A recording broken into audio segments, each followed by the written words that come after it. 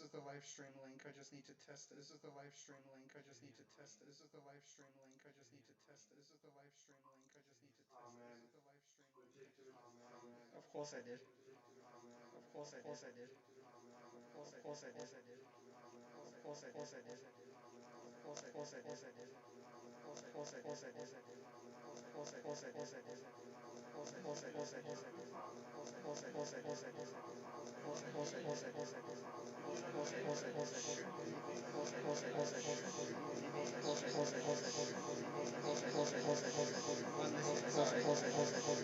did. Of course I did. I did. I did. Of course I did. I did. I did. Of course I did. I did. I did. Of course I did. I did. Of course I did. I did. Of course I did. I did. You should be able to now. You should be able to now. You should be able to. Oh, I could hear Daniel's screen. I could hear Daniel's screen. I could hear Daniel's screen. I could hear Daniel's screen. I could hear Daniel's screen. I could hear Daniel's screen. I could hear Daniel's screen. I could hear Daniel's screen. I could hear Daniel's Scheiße, scheiße. Try it now. Uncool. Can you guys read it? Can you guys see? Yeah, okay. Ja, okay. Latency. Latency. Wait for it. Wait for it. Wait for it. Wait for it. Wait for it. Wait for it. Wait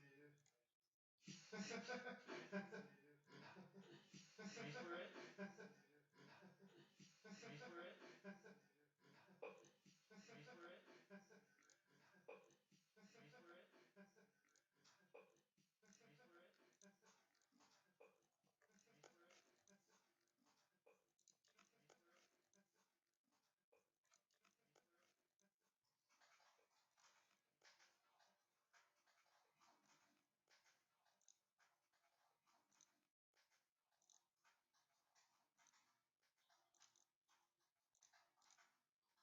When is your car starting?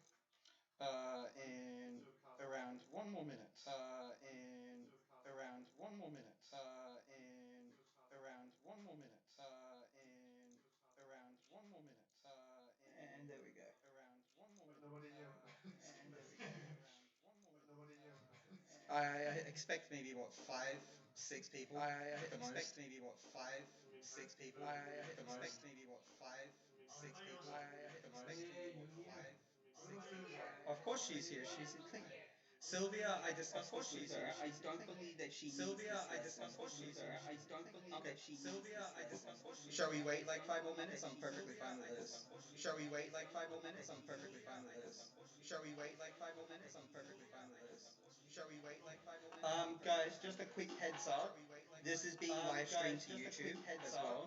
This is being live streamed to YouTube, but it's good not to say something stupid. It's good not to during the live stream. Stupid. It's good not to during the live stream. Stupid. It's good not to during the live stream. Stupid. It's good not to during the live stream. It's unlisted. Basically a few of Kiyokala Sensei's students. It's unlisted.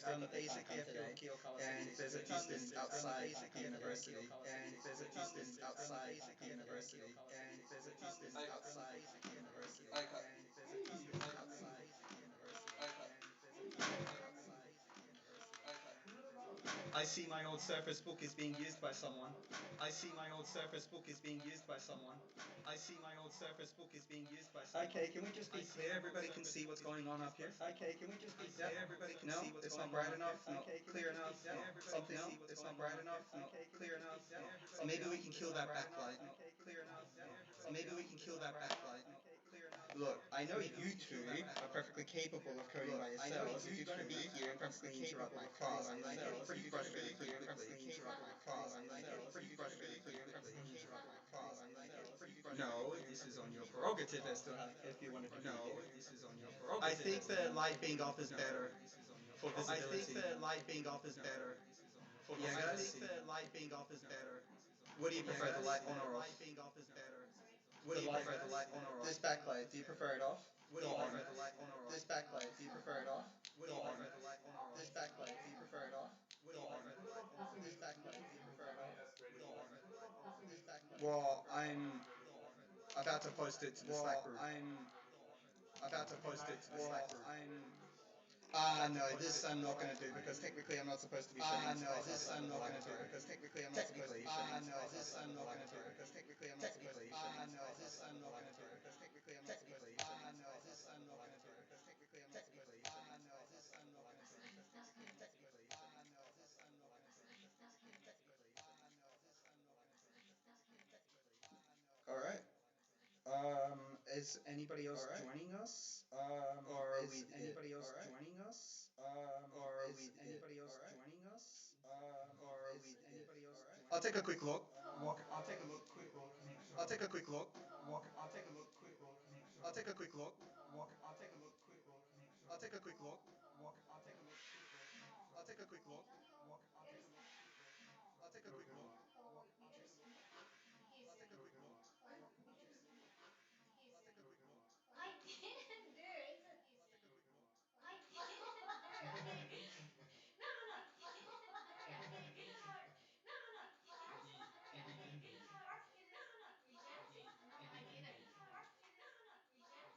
I didn't. No, no, no. I didn't. Oh my Daniel, I'd appreciate it if you muted your laptop. Daniel, I'd appreciate it if you muted your laptop. Why am I hearing the background I'd audio? appreciate it if you muted your Why am I laptop. hearing the background I'd audio? appreciate it Well, if you Liz. muted your laptop. Okay, there we go. Please ask me to tell you what Daniel did. Sorry if the keyboard's a bit dirty. So how's the Surface Book? How's the Surface Book? Oh, I borrowed it. Yeah, I know it. That was mine. Oh, That's from the CICP budget.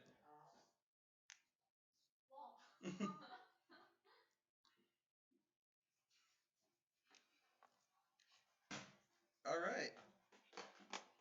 I guess we'll get started. Well, hello everyone. Sorry that the classes are starting a little bit late. Basically, we have an external lab member here. Welcome. From Kiyokawa Sensei's class? Okay, perfectly fine. Oh, should I wait a little longer then? No? Shall I start? Okay. Alright then. Well, welcome everyone.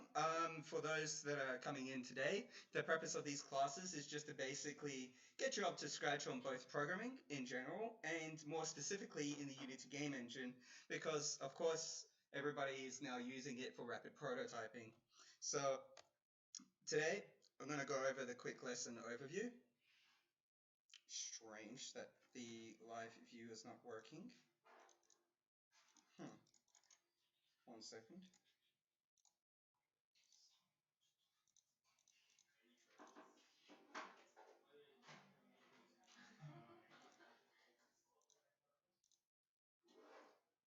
I am having some difficulties here.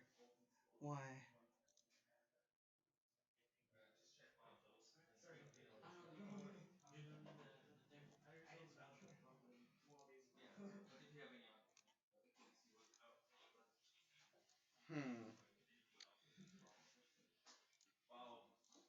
Yeah, I'm having some problem with the software renderer. It's not updating.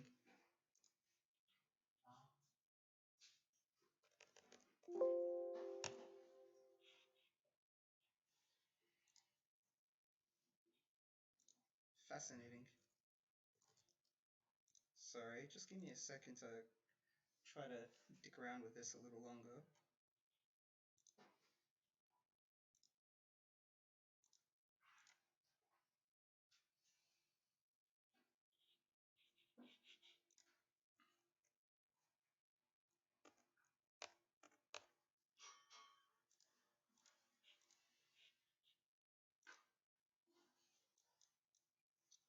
Okay. Well, I need to reset up the slideshow.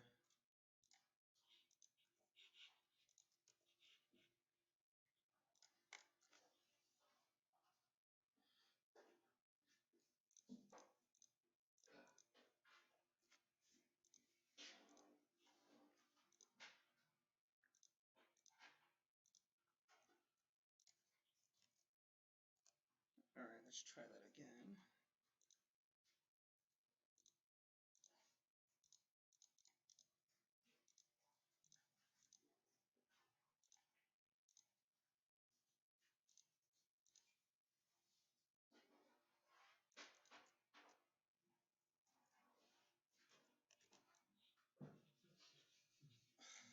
Of course, the one time I want everything to work perfectly, nothing does work.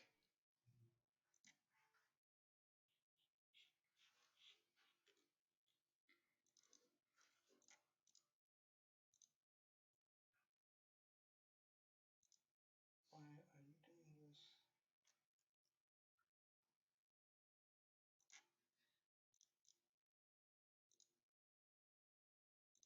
Okay, for now I'm going to ignore the slides and share them up later. Instead, I'll present them straight up on the second monitor.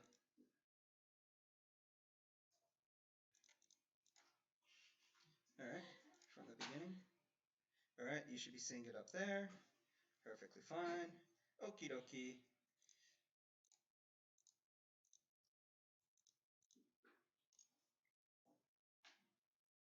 Alright, so as I said before, welcome to the first Unity classes. And the basic idea is, what? For crying out loud. It's not rendering to the main screen. Why is that? Why you do this?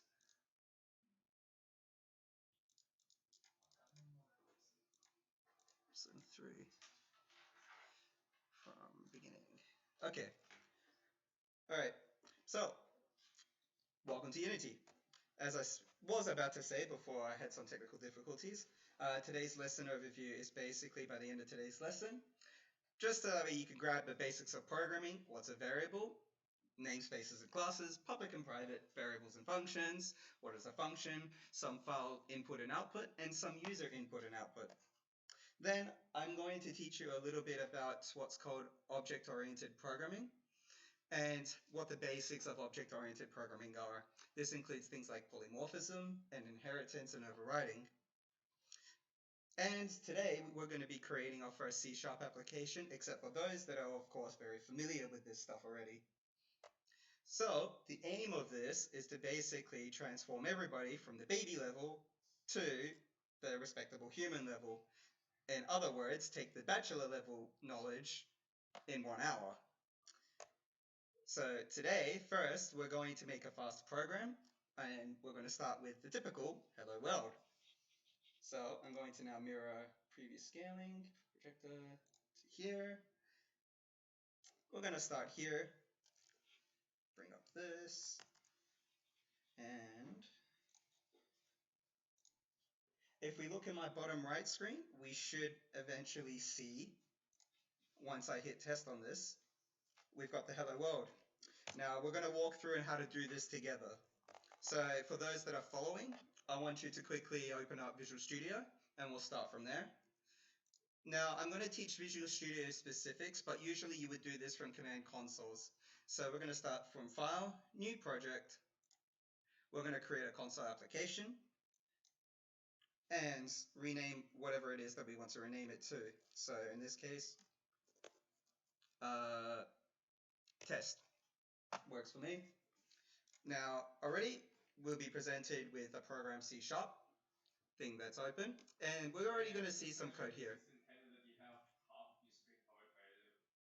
Yeah, there's a rendering problem that's going on that I need to fix. In fact, you know what? I'm going to remove that. The idea was that we can share the slides, but I guess we'll share them later online.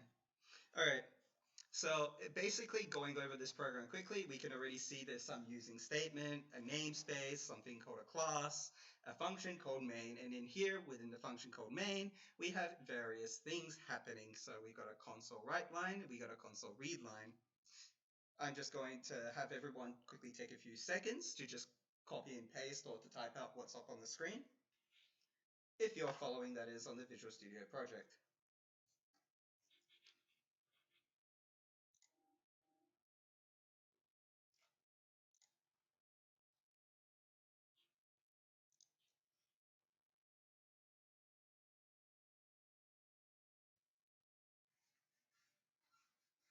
Alright, now if everybody is familiar with it now, we're going to take a look at what this does. So just hit the play button and we'll see what I see in the bottom right corner. You should see pop up as a window in the front of the screen. So what the program is simply doing is printing out a hello world statement, and it's asking for the user to press enter to exit. Okay, we'll go back to the slides. Again, having some amazing rendering issues. So we've made our first program, hello world. But what did we just make? So take a look at formatting a program. So this is kind of like writing a sentence. It's all about the curly braces. So we think about things as within scope. If we take a look at the first example, we have a pair of brackets at the far left. This is what we would call the first scope of the program. Then, following this, we have two more curly braces in the center. This is what we would call scope 2. Looking at scope 2, anything declared in scope 2 can see what's in scope 1. However, things that are inside scope 1 cannot see what's in scope 2. This is how the sentence structure adds. You can think of these curly braces as the start and the end of a sentence. You would also have noticed that during the program, we would see a semicolon. A semicolon in most programming languages, depending on the programming language, is kind of considered like a full stop. Finally, the thing that we highlighted earlier, the using directive, is how we import things from other people or other code.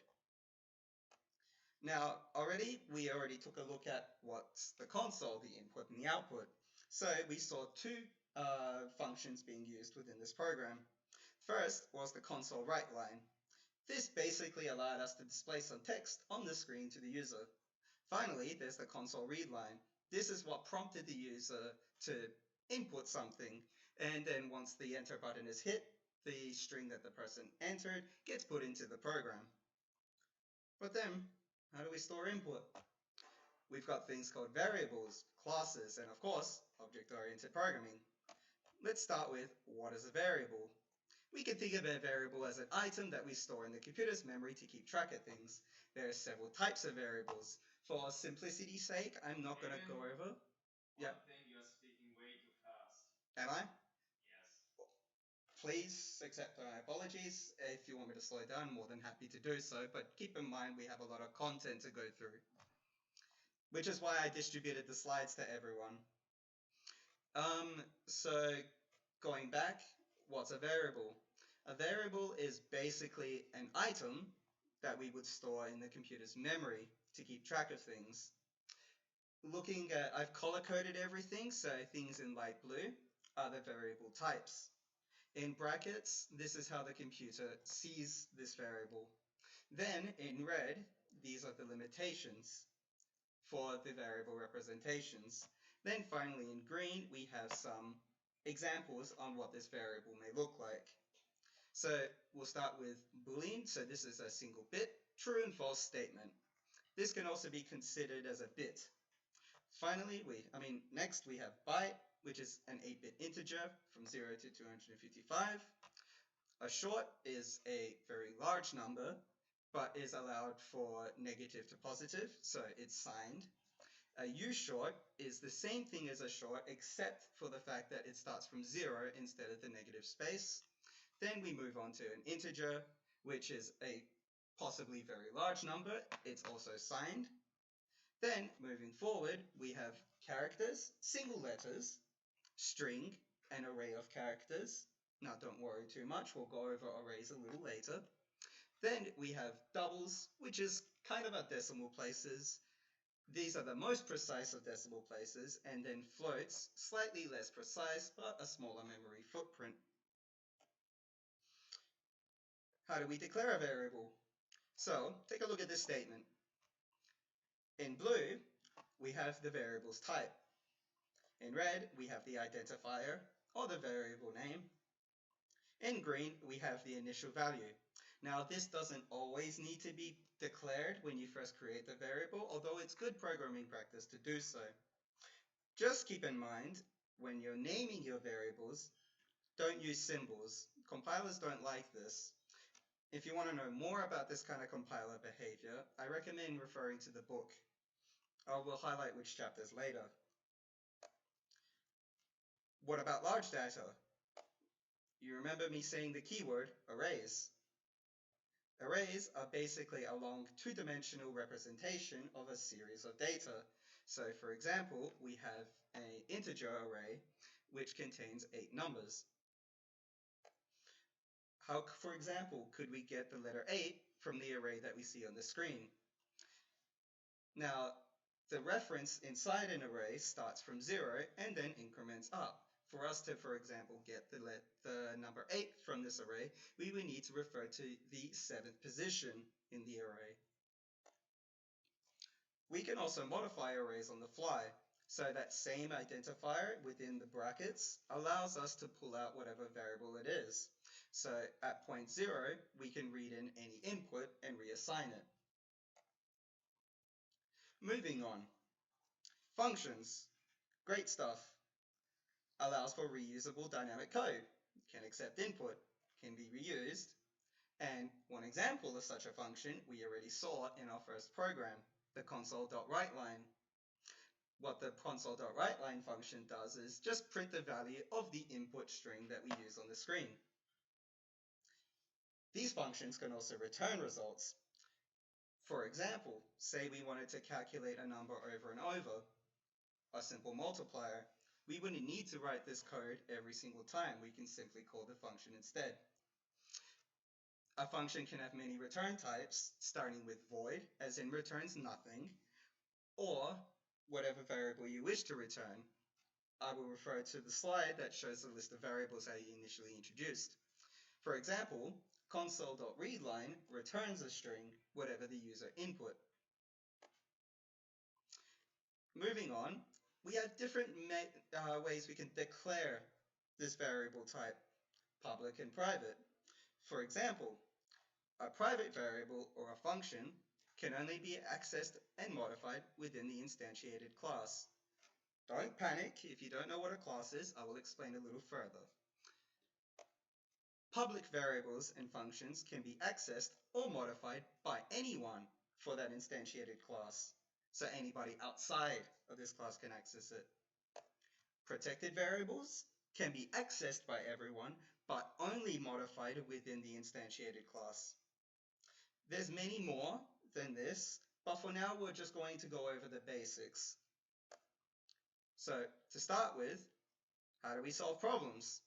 Let's solve a problem together. This is done in roughly 5 steps. First, understand the problem. Then, design the solution, write the test case, write the code, and of course, test the code. Let's take a look at our first exercise. What can we do so far? Fun with mathematics. Exercise 1. There are 5 vodka bottles, and our program will drink one and then print the result of the remaining bottles left. Think about it this way. How can we code these as variables and output the result in C#? I'm going to give about 5 minutes for everybody to open up their computers and just take a look at trying to do this themselves. Please try doing this now.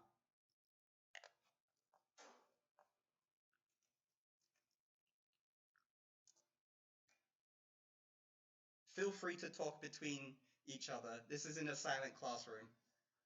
Okay, I have a quick question. Is anybody trying to do this? Is anybody following what David is explaining?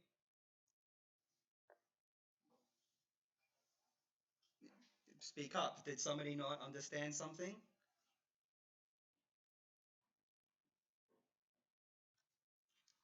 No? So everybody's able to try the exercise that we've started? Yeah? Okay. We use C#. Yes. Can you show the first slide there, the C# sample there? The example that we showed before? Yes, you show a console.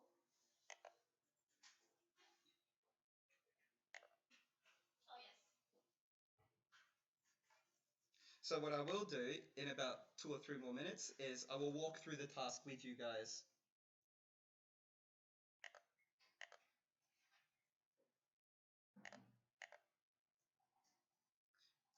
Is everybody okay with my speaking speed?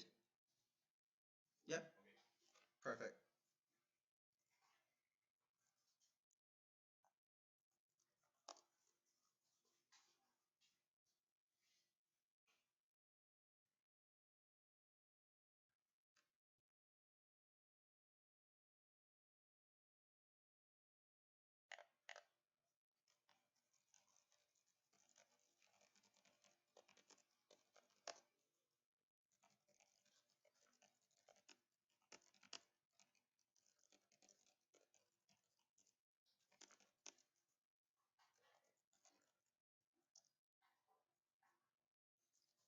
Okay, shall I walk through with this with everyone?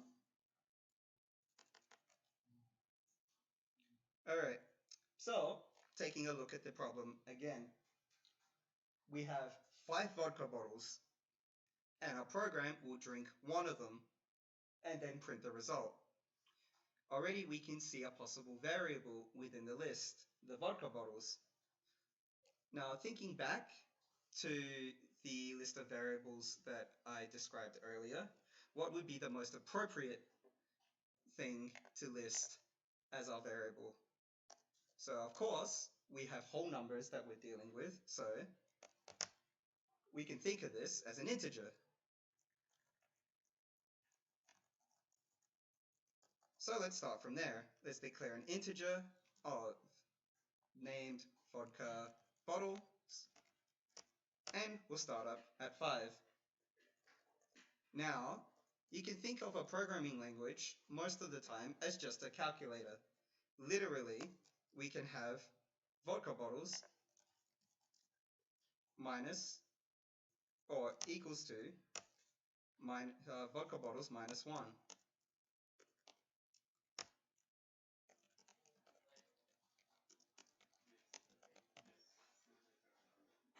Make sense?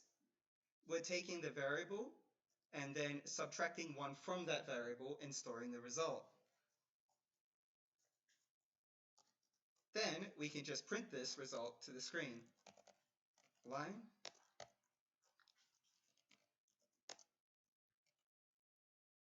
We can do several console.write lines.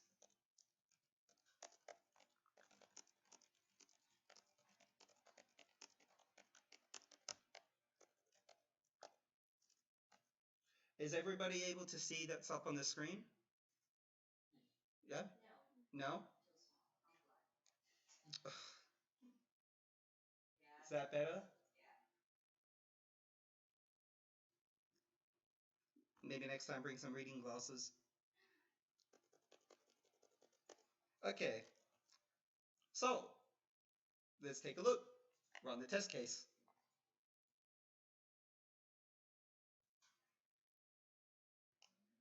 Hello world, there are this many vodka bottles left. 4.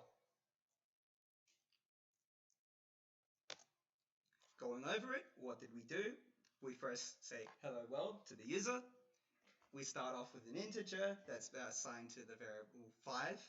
Then we take 1 from that variable and print the result to the screen. I'm assuming everybody has caught up to this point. Would this be a safe assumption? At any time after this class, feel free to approach me if you still need help with something.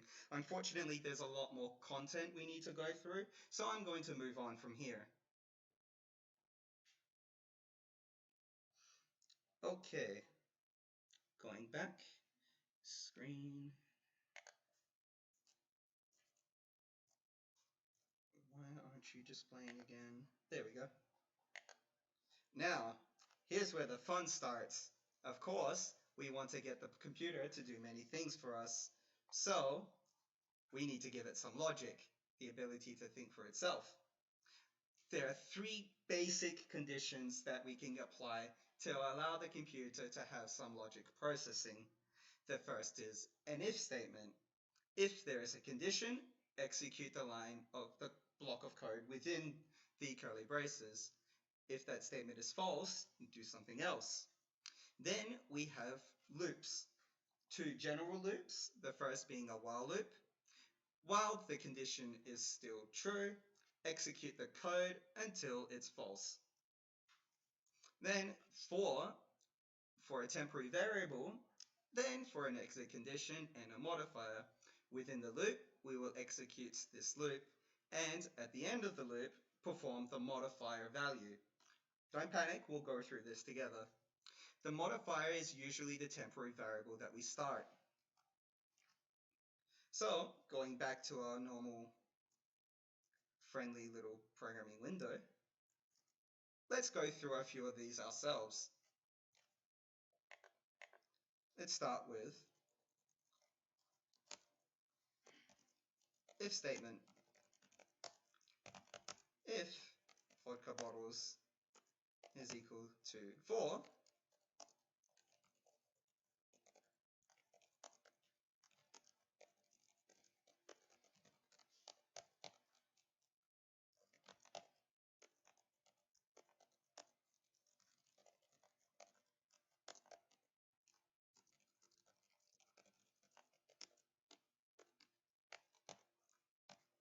so we take a look at this if statement. Can anybody tell me which of the two print lines would execute? Raise your hand if you think the second one. Okay, raise your hand if you think the first one. Let's take a look.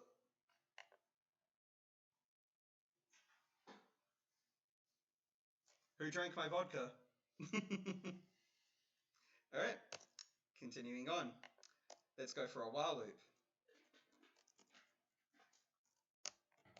Now this time I won't execute it, but I'll show you what a while loop looks like.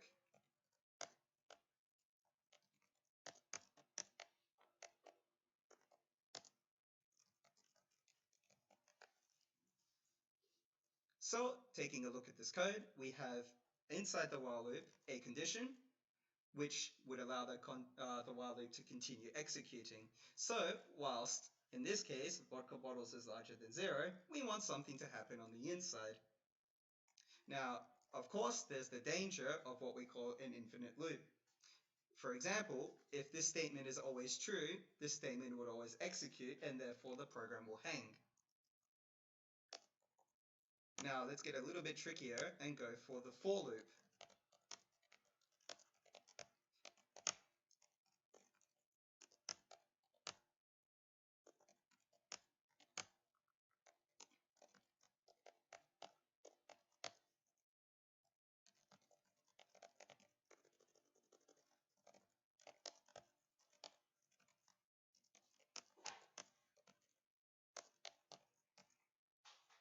Okay, so before I execute this, I'm going to remove this while statement, otherwise we'll have an infinite loop occurring.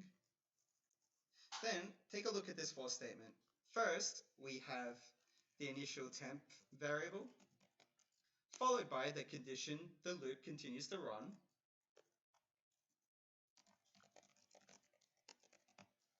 followed by the modifier. Now, first, we execute this code within the loop. Then, at the end of each segment of the loop, run the modifier. Now, this may look a little strange, but this basically just says add 1 to the variable and assign it. So this would be the same as if I wrote temp plus is equal to temp plus 1. I clearly cannot type today. Maybe I should go back to drink more vodka. Alright. Looking at this, let's take a look at the code as it executes. Notice how we have a loop which automatically prints out 10 statements starting from 0, counting up to 9. This is because within the for loop, we start with a temporary value that starts at 0. We continue running this loop whilst the temporary value is less than 10, and then at the end, we run the modifier. In this case, we add 1 to the temp value. Make sense? Moving on. There are many ways we can express conditionals. For example, x is equal to y. We're asking, is the value of x equal to y? Then, the second one, we're asking if x is larger than y, or if x is less than y. Now, conditionals always return a Boolean value, true or false. For example, let's take a look at the number of people in this classroom. Quick question. Is the number of students present larger than 2? Feel free to shout out the answer. True. It's true. I think I can see at least 10. At least. Let's continue further. It's time to get conditional. Exercise 2. There are 5 vodka bottles. Our program will drink one and print the result. Our program has become an alcoholic and won't stop until it drinks all the vodka. How can we code these as variables, conditionals, and loops and output the results? Please take about 5 minutes to try this task.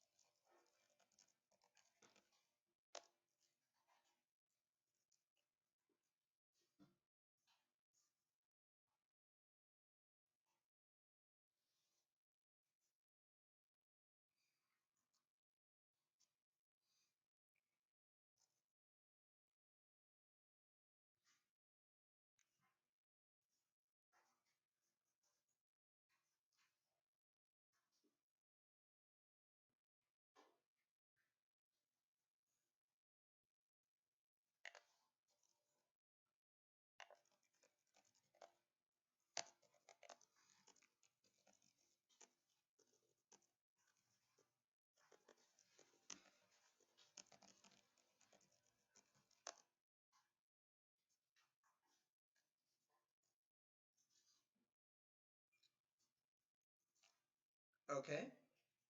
How's everybody going?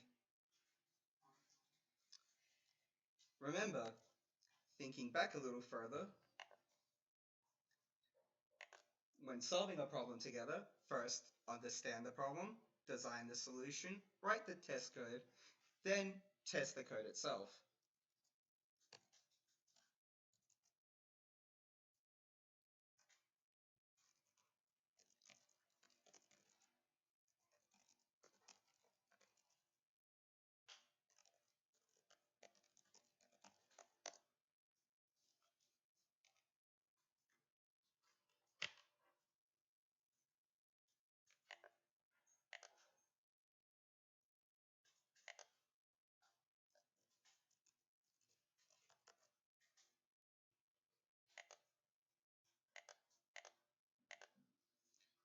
Alright, while you guys are quickly doing this, I'm going to see if I can fix this problem.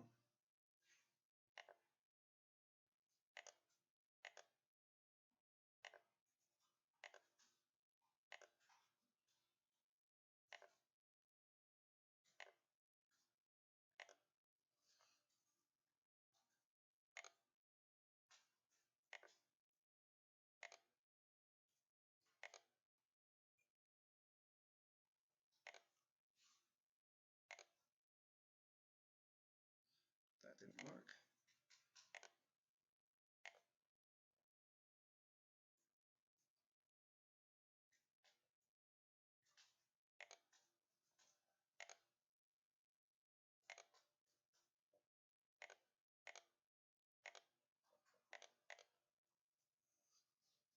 Okay. Moving forward. Let's go back to our little program.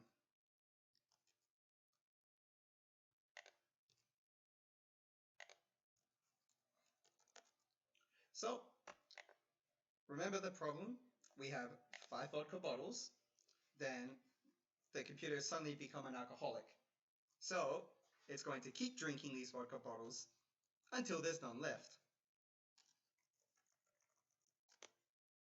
Now, thinking about this a bit further, we already have the answer in front of us, and is the reason I didn't write out an example. We have a while loop. So, while, and then the condition, vodka bottles is larger than 0. We want the computer to drink one, and then print out how many vodka bottles are left.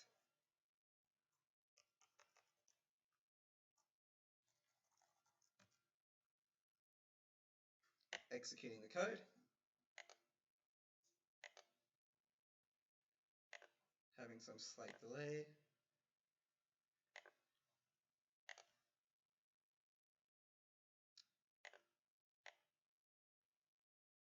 There we go.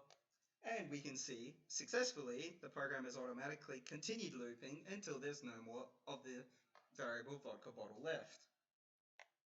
Quite simple, but these kind of loops can be very powerful. Continuing on.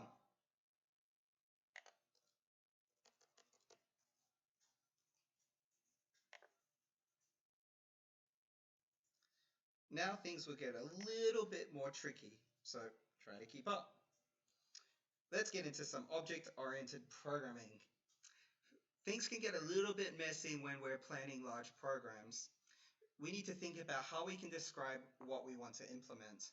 And usually we try to organize these as classes, functions, and variables. Now I'm sure you've already roughly brought up to the point of what's a variable and what is a function.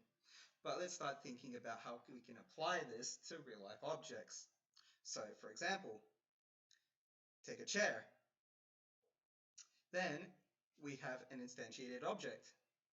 So, looking further, in this instantiated object, what is its properties? It has a color, it has a number of legs, and it has a material.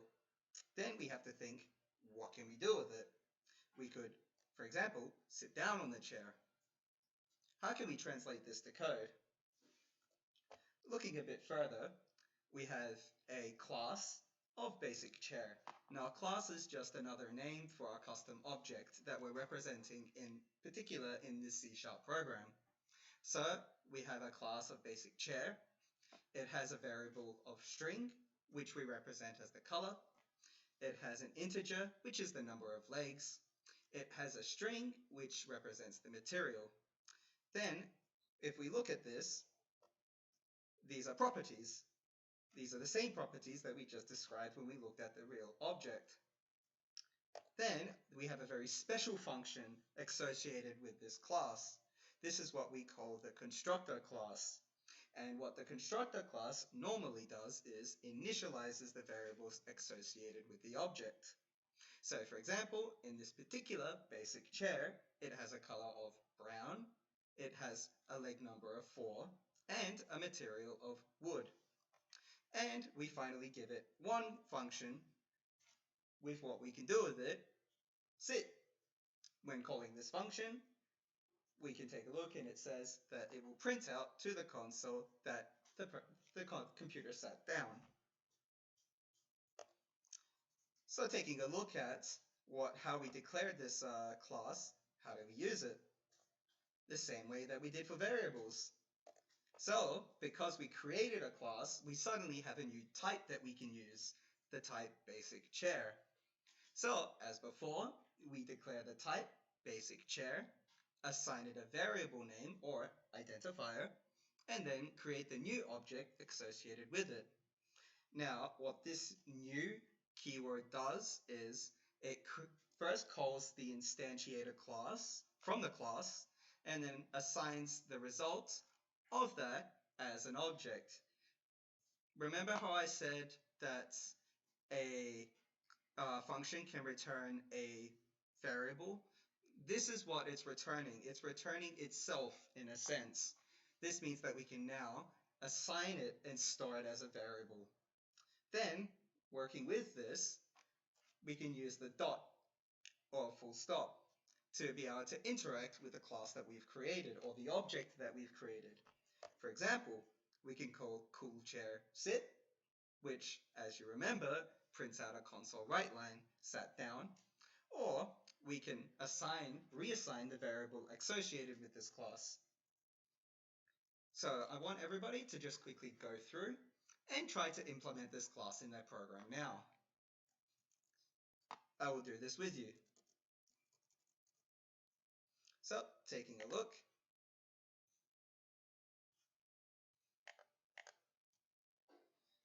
So we can see already we have a class of type program. This is our basic skeleton C# class, which is associated with console applications and is the first entry point that console apps pick when running the program. Let's try creating a new class above it. Remember, our curly braces are like our sentence structure.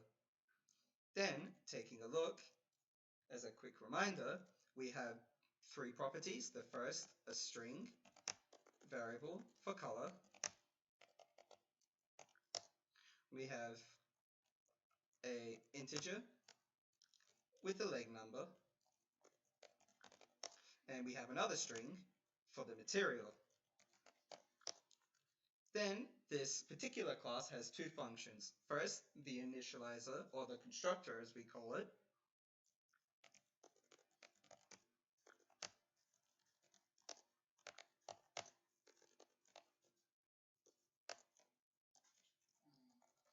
Which we then can initialize our variables. Remember, if we don't initialize them here, they start off as null, as in they don't have anything assigned. It's not shown? Strange. We're having some more technical difficulties.